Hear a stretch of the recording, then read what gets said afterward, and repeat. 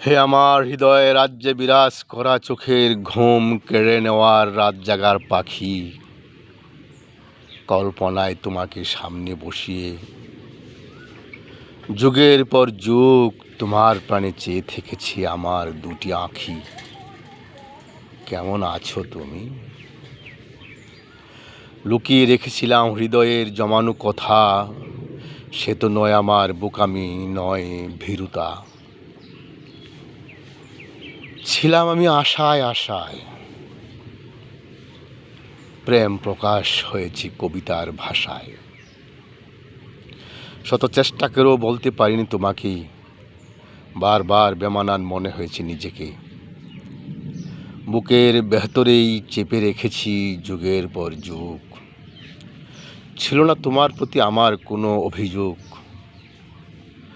যখন নতুন করে খুঁজে পেলাম তোমায়, তখন জানতে পারি পৃথিবীর সমস্ত দুঃখ চেপে ধরেছে তোমার প্রতিটি শিরায় উপশিরায়।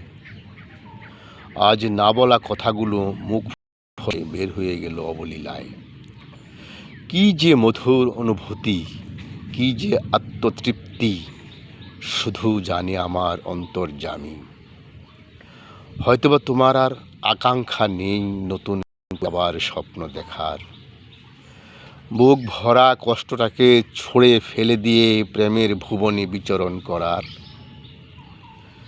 চলে গেছে জীবনের অনেকটা সময়, তারপরেও তোমার যদি ইচ্ছে হয় আমাকে পাশে পাবে সব সময়। আমাদের খোসাগুলো আজ ভাঁজ ধরে গেছে, মনের ভেতরে অনল মিটমিট করে জ্বলছে, পুরে নিঃশেষ করে দিচ্ছে পুরো হৃদয়টাকে।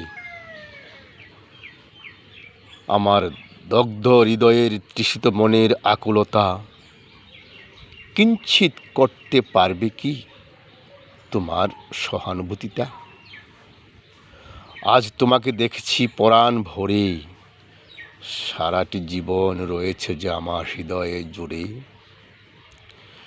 কি অপরূপ সুন্দরী দেখাচ্ছিল তোমায়,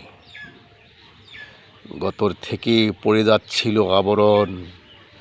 বারবার নিজেকে ঢেকে রাখতে চেয়েছ, আমার মন বলছিল তোমার হাত চেপে ধরি।